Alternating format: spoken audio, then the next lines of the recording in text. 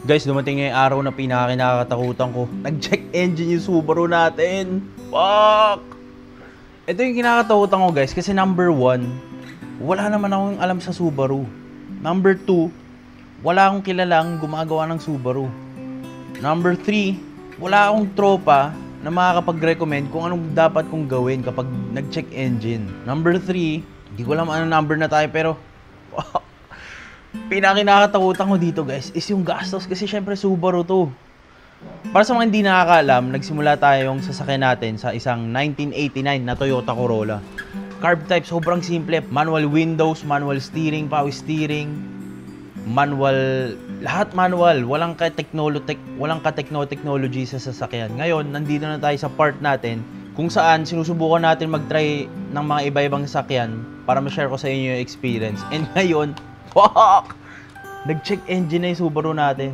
So, quick story lang guys kung paano nangyari ito. Iniwan ko lang siyang nakapark. Galing ako La Union, no? Umuwi ako pa QC. Pinark ko lang siya siguro mga 2 days. 2 days ko siyang di ginalaw. Ngayon, nag-check engine siya. Fuck! Sobrang timing pa guys kasi may shoot kami ngayon sa Alabang, no? Tsaka sa Cavite. Naka-check engine yung Subaru. Hindi ko alam kung anong mangyayari mamaya. Si Gary naka-flat tire ngayon. Nakatago sa garahe. Yung Revo ayoko gamitin dahil hindi ko pa sure kung kaya niyang lumayo ng ganong kalayo. So, ang only option talaga natin is gamitin yung Subaru na may check engine. Hindi ko alam anong mangyayari dito. Medyo kinakabahan ako ngayong araw. Number 1, kasi ayokong tumirik. Number 2, sa gastos. Fuck! Kasi syempre alam nyo naman guys, galing tayo sa Accord, no? So, luxury cars medyo napagastos tayo. Yung Makati din naman. Pero kasi this time, Subaru na to guys. Fuck!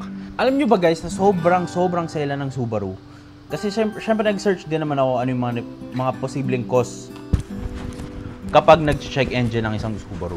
Ngayon sabi ng mga tropa, madalas naman daw mag-check engine kasi sobrang dami nga daw naman na sensor ng isang Subaru na sasakyan. Lalo na sa ganitong model, no? Yung Forester na 2010.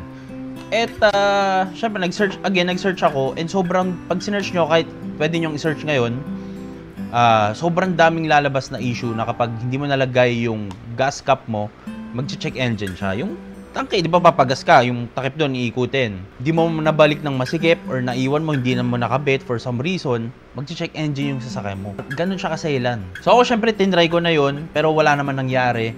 Naka-check engine pa rin siya. Unfortunately. So ngayon, hindi ko alam, susugal na lang natin kasi nakakahiya. Sobrang tagal namin pinlano to ng ang agenda kasi natin ngayong araw guys is pupunta tayo ng Alabang, tapos pupunta tayo ng Cavite. So medyo sobrang layo ng pupuntahan natin habang nagda-drive tayo ng naka-check engine na sasakyan. Tapos Subaru pa. Hindi ko alam anong mga posibleng mangyari mamaya pero hoping ako guys na all is well. Wala sanang mangyaring masama. Sana check engine lang, sana minor issue lang siya na may nahugot ng mga sakit-sakit or something pero hindi ko alam. So ngayon, susundin muna natin yung mga tropa natin kasi just in case lang na magtulak tayo, kailangan natin ng mga kasama. Saka syempre para less gastos, ayoko matikitan, no? So hindi natin papatagalin pa, samahan nyo ako sa Subaru, tignan natin anong mangyayari mamaya. Let's go! Okay guys, dito na tayo ngayon sa labas. Ito na yung sinasabi kong nangyari na pinakakinakatakutan ko sa isang modelong kotse. Pasok tayo sa loob. Okay guys, kung makikita nyo ang ating dashboard, fuck! Shit! Oh my god! Makita nyo, naka-on yung ating traction control, engine light, check engine, tsaka yung cruise control natin nagbi-blink. Fuck! Actually guys, may shoot tayo ngayon. Pupunta tayo ng Cavite. No choice ako pero kailangan natin mag-shoot doon. Kailangan natin dalhin to si Subaru. Dahil flat si Gary, wala nang oras para magpahangin pa. So kailangan natin tong dalhin. Actually guys, nangyari to kagabi. Di ko alam for some reason, nag-on na lang siya bigla after ko 2 days after paganahin, nag-check engine. Di ko alam ano nangyayari. Medyo kinakabahan ako ngayon. At sana wag tayong masiraan sa kalsada. Titignan lang natin ang mangyayari mamaya. Kinakabahan ako guys. Sabi ng iba, madalas daw na nangyayari to sa Subaru pero wag daw akong kakabahan. Pero hindi ako sanay. Kahit ilang tropa na nagsabi, kinakabahan pa rin ako. Woo! Hindi ko sure anong mangyari guys, pero sana wag naman malala to. So tara, let's go. Actually guys, hinihintay ko lang si Aldrin dahil papasama tayo pag mag-shoot tayo. Just in case na masiraan ako, meron tayong kakwentuhan, no? Pakiramdam niya guys, wala namang nagbago, no? As in, normal naman lahat. malamig pa rin yung aircon. Sunroof gumagana pa rin. Walang weird sound na kahit ano, no? Side mirror, try natin. Gumagana pa rin. Hindi ko alam bakit ano nangyari dito sa kotse, guys. Sana naman mga sensor lang to. Nakilang on off na ako, nireset ko na rin, tinanggal ko na rin yung battery, wala pa rin. Pero fuck. Ito na mga kinakatakutan ko. Wala akong alam na shop na pwedeng pagdalahan na tong Subaru na to. Problema na naman to, boy. Fuck. Tara, let's go. At ayun na nga, hindi pa man tayo nakakaalis sa bahay natin. Puta, tumirik na agad tong Forester. Fuck.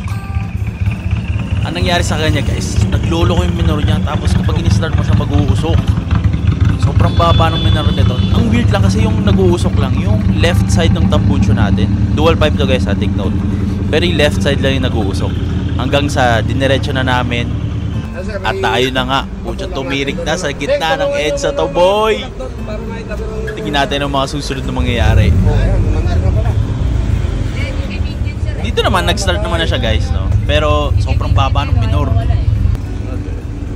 Akala ko matotowing kami dito sa gitna. Buti na lang talaga sinama natin itong mga tropa natin na to. At walang option kundi umuwi at gamitin ang Revo. Walk! Papi, teka lang. Papalit na may kotse. Wait mo kami dyan. 5 minutes later. Hindi na kami umabot. At ito na munang Revo ang dinala natin. Buti na lang, andito yung mga tropa natin. Mga tropa natin taga-Tulak. Malayo-layo kasi biyahe natin ngayon, guys. Punta tayo ng Alabang tsaka Cavite. So wala, hindi na kinain ng Subaru.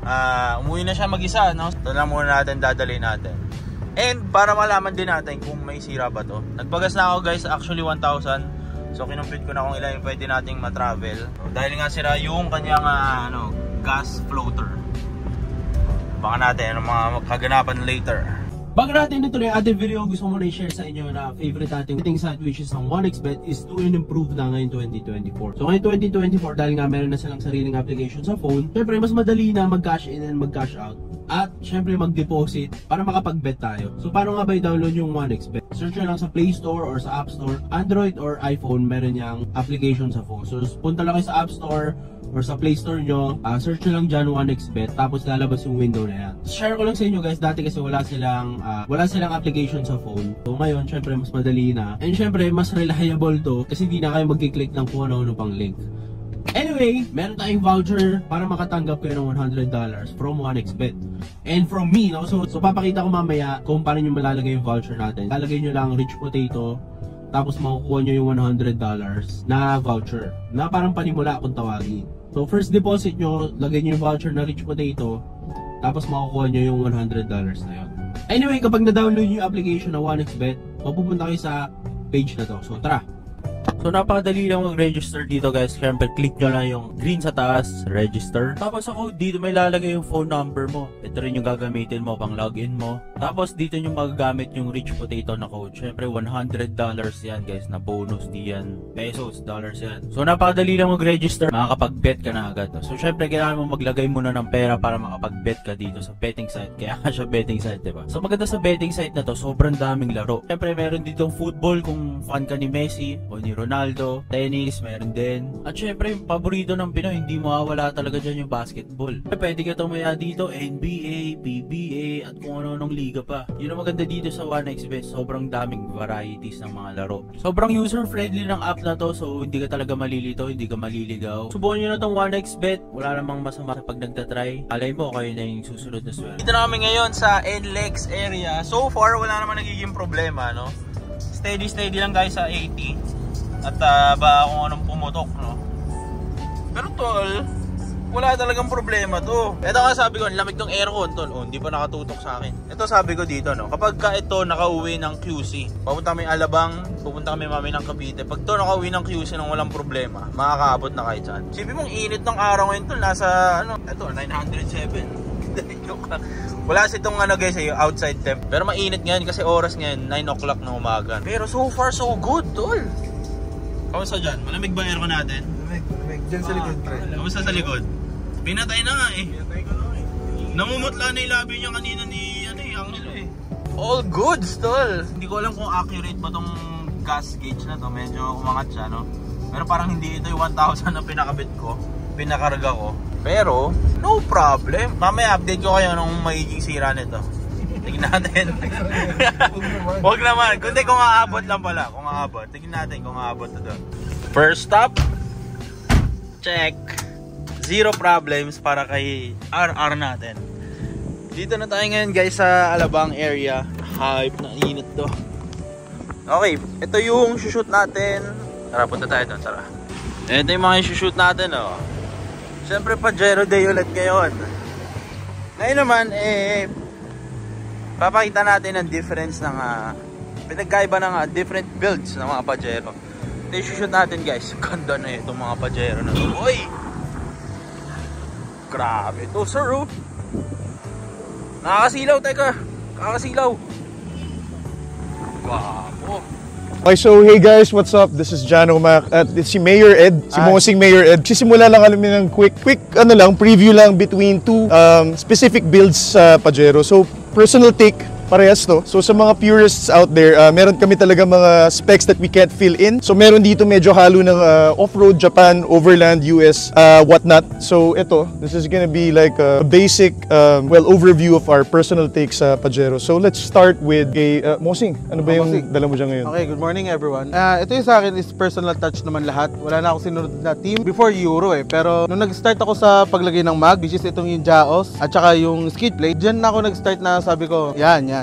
5 minutes later. Okay guys, tapos na ang ating shoot. Ito yung mga shoot natin, oh. Pajero boys.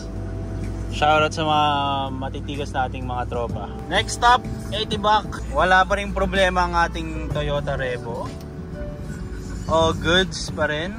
80 back time. Let's go.